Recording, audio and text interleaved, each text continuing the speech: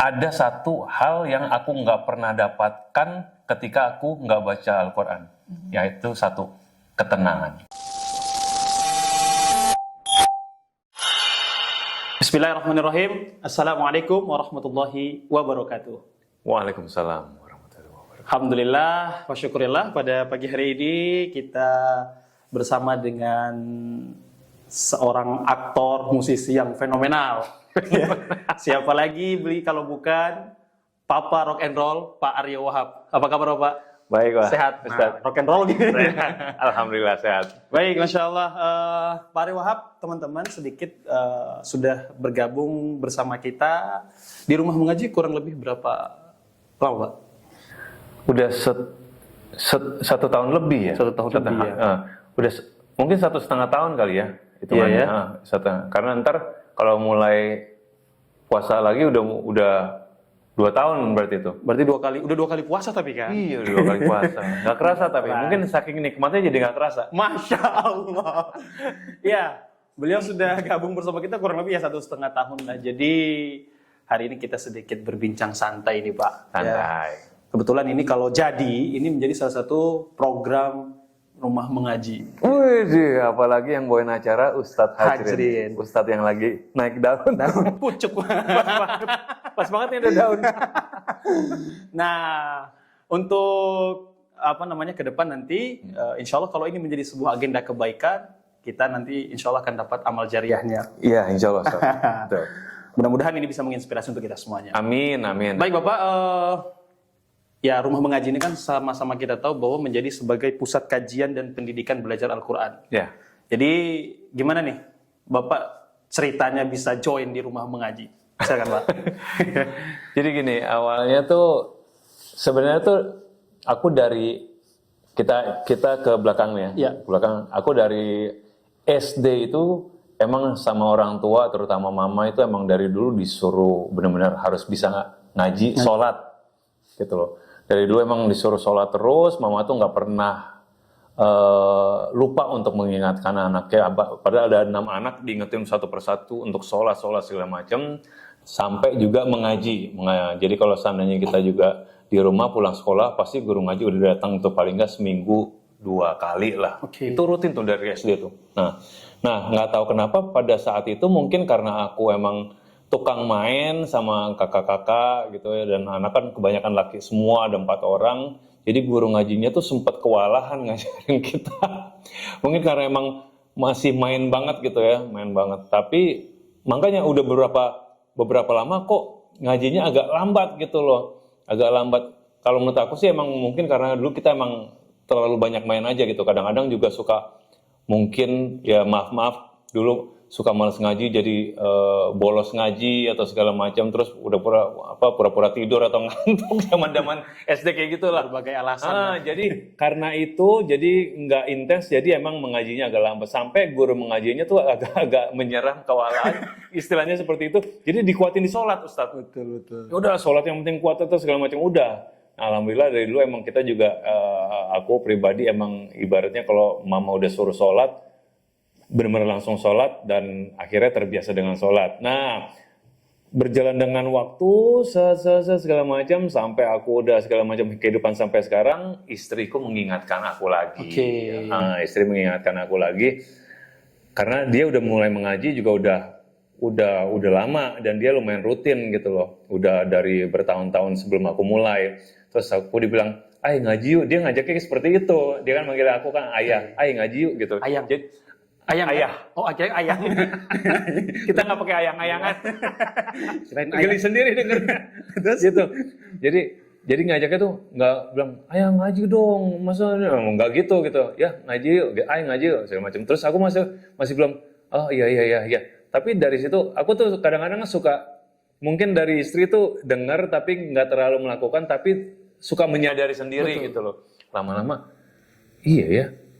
Aku udah sholat, insya Allah, terus kok ngaji dari dulu masih ada kekurangan gitu. Jadi ya kembali lagi kayak kemarin aku ngajinya kurang, aku ngerasa sadar sendiri, wah kayaknya emang udah saatnya aku ngaji juga nih. Nah kebetulan Nah, nanya lah sama teman-teman gitu, nanya sama teman-teman dia. Kebetulan ada teman, salah satu teman kita yang ngaji di sini juga. Siapa namanya tuh, Pak?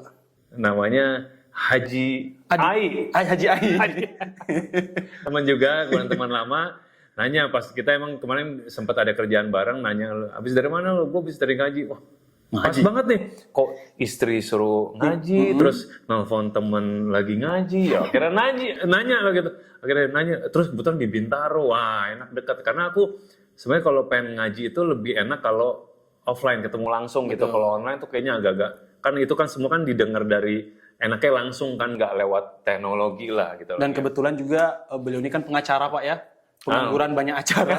Jadi kebetulan fleksibel waktunya. Ya, itu betul. yang paling penting. Ternyata itu salah satu kemewahan bagi saya, Ustadz. Nice. Iya kan? Ya. Jadi dia bisa punya waktu fleksibel segala macam. Jadi aku bisa mengatur kapan ketemu anak, kapan untuk dekat sama istri, kapan kita bisa di rumah menikmati rumah, kapan kita bisa beribadah segala macam. Jadi ya lebih fleksibel, ngajinya juga lebih enak. Ya, akhirnya ya udah, Bintaro gitu. Oh boleh deh coba. Akhirnya kita berhubungan lah sama Ustadz Hajrin, namanya dikasih nomor kan. Langsung. Langsung datang ketemu. Pas ketemu pertama langsung sama Ustadz Hajrin, kayak udah kenal lama. Bisa aja. Baik. Jadi kalau beliau tadi berbicara tentang sholat, jadi kalau teman-teman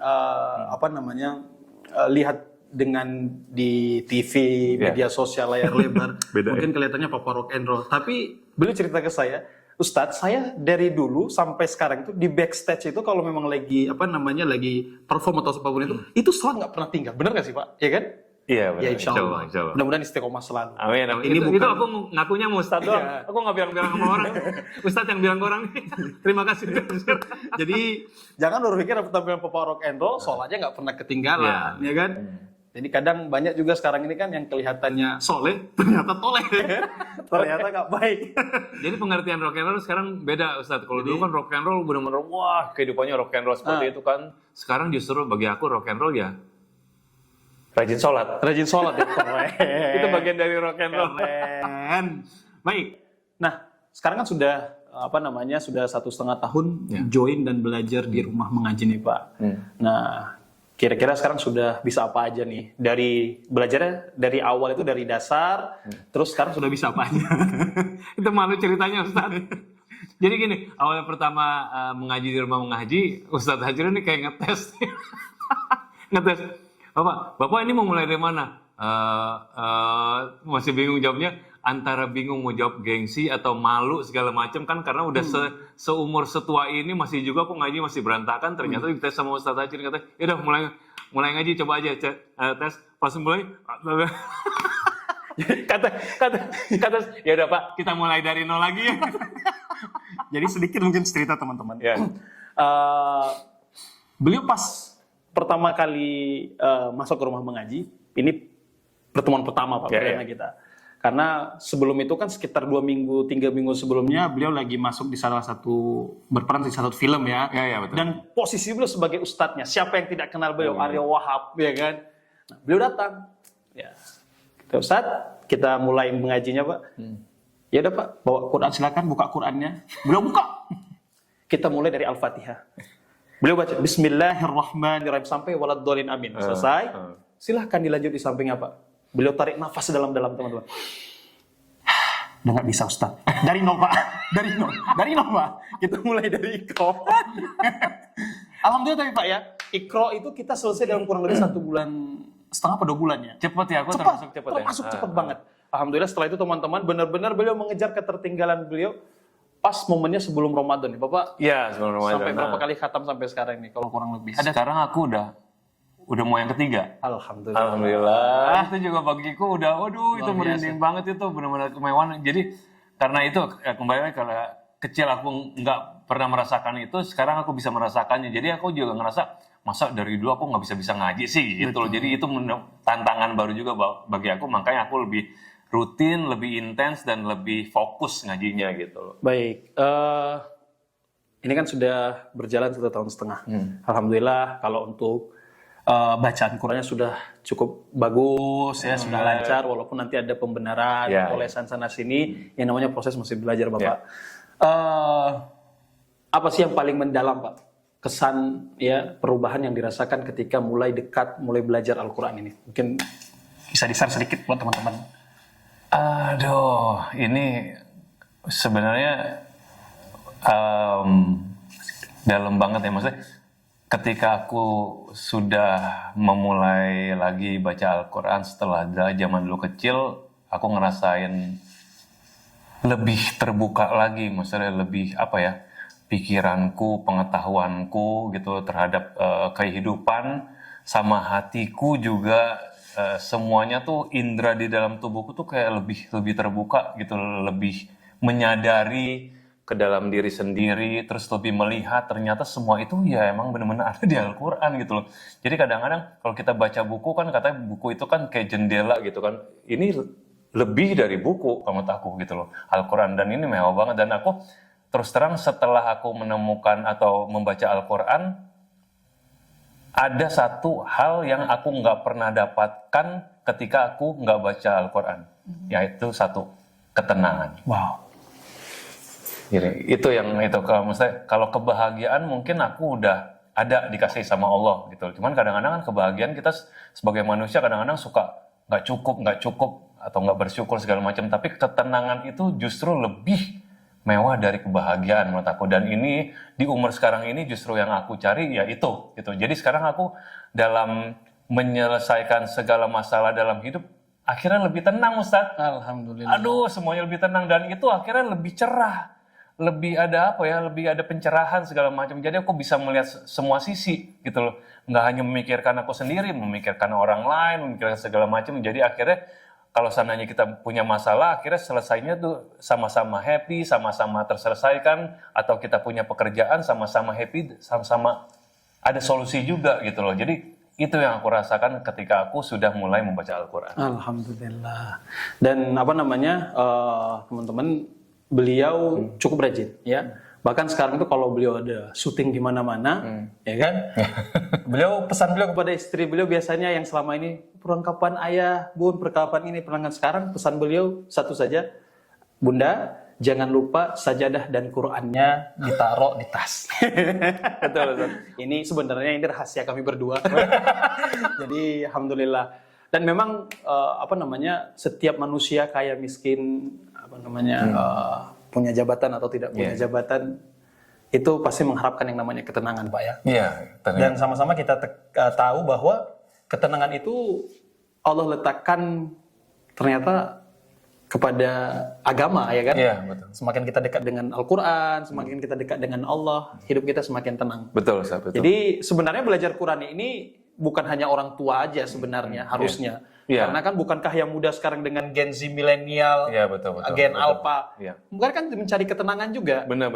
Maka solusinya satu sebenarnya. Kalau dari Bapak pesan-pesan ada nggak buat teman-teman kita yang dari Bapak ini kan sebenarnya dari kalangan muda yo ayo gitu, Iya, betul. kalangan tua juga ya memang seangkatan gitu kan. Ya, aku menyarankan ya, terutama aku kan juga punya anak ya, 3 anak perempuan. Di zaman kalian ini kan zaman benar-benar teknologi yang sangat pesat gitu, dan informasi yang datang juga sangat dari mana-mana bisa, beda sama zamanku sekarang. Ada baiknya dan alangkah indahnya ketika generasi Gen Z zaman sekarang itu paling tidak menyeimbangkan gitu loh, informasi dari teknologi sama dengan membaca Al-Quran, dengan ibadah lah gitu loh. Karena dengan ibadah itu kamu bisa memfilter, menyaring informasi-informasi yang kamu terima. Karena saringan itu ternyata bukan saringan dari teknologinya, Ustadz, tapi dari kita sendiri. Kita sendiri ya?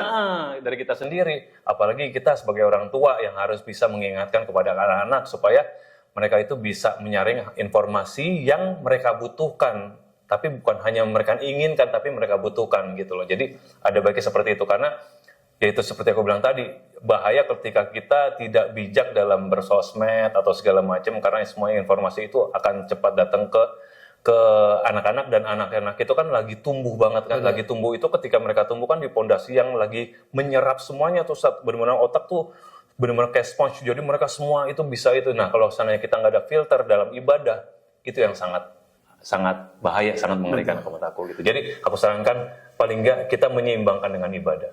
Jadi jangan sampai kita ilfil dengan Quran, ilfil dengan agama, Iya, jauh, semakin jauh benar. tidak. Nah, jadi Masya Allah buat teman-teman sahabat rumah mengaji dimanapun Anda berada, kita sebagai orang yang beriman sudah barang tentu harus dekat dengan yang namanya kitab suci kita yaitu Al-Quran. Benar, Ya, yaitu mukjizat yang diturunkan kepada Nabi SAW. Karena ini merupakan kunci, Pak.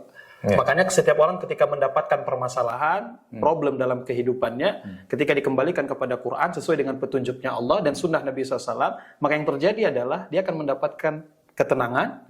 Bukan berarti orang beriman nggak punya masalah, benar nggak sih, Pak? Iya, Kita benar. pasti punya masalah. Pasti ada Ustaz pun ujian, punya ya. banyak Iya, masalahnya, betul, Pak. betul. Ya, tapi permasalahannya adalah bagaimana masalah ini bisa diselesaikan dengan kepala dingin, Ya. dengan hati yang bersabar dan menggantungkan hanya kepada Allah. Iya, betul. Teman-teman, sebenarnya banyak banget nih. Jadi yang mau saya tanyakan, tapi karena keterbatasan waktu beliau dan keterbatasan Ini anggap ini masih part 1. apa ada part satu? Part satu. Ini part Nanti satu, Ada part ya dua. Jadi kalau mau tahu lebih lanjut, nanti insya Allah kita akan rutin ke depannya seperti apa. Insya Allah. Ya. Mudah-mudahan ini bisa memberikan inspirasi kepada teman-teman. Ya, sebenarnya banyak banget kisah yang bisa kita ambil pelajaran dari seorang Pak Aryo Wahab yang dikenal dari kalangan anak muda sebagai Papa Roy and Roll, tapi ternyata Masya Allah ngajinya luar biasa. Karena kenapa? Agama itu hanya memberikan batasan kepada kita Batasnya. bahwa silahkan kamu beraktivitas, silahkan kamu bekerja, selagi tidak menyalahi perintah dan Betul, larangan betul, Allah betul, Subhanahu wa betul. Ta'ala. Benar kan? Kalau menurut aku justru tidak melarang, tapi menjaga. Justru, Ustaz. Menjaga kita untuk tidak melakukan hal-hal yang dilarang, yang membahayakan bagi kita juga, menurut Iya. aku. Jadi agama itu jangan kita pikir, Ustadz saya terbatas, saya menjadi norak. Padahal menjaga kita benar-benar. Silahkan berkembang, silahkan beraktivitas, Iya, silahkan betul, berkarya, betul. tapi Nggak ingat jangan sampai melanggar yang namanya perintah dan larangan Allah Subhanahu wa Iya, Ta'ala. betul. Jadi itu hanya sekedar menjaga saja. Ya, betul. Ya, silakan kamu kaya, tapi kayanya jangan sampai merugikan orang lain. Ya, betul. Silakan kamu naik, tapi jangan menjatuhkan Orang lain. Tuh, sekarang Setuju. nih tinggal nggak ada ininya apa namanya? Redup. Nggak ada redupnya beliau. Amin. Amin.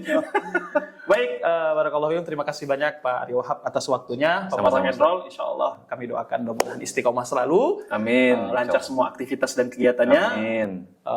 Teman-teman, itu saja dari kami. Sampai jumpa di next part.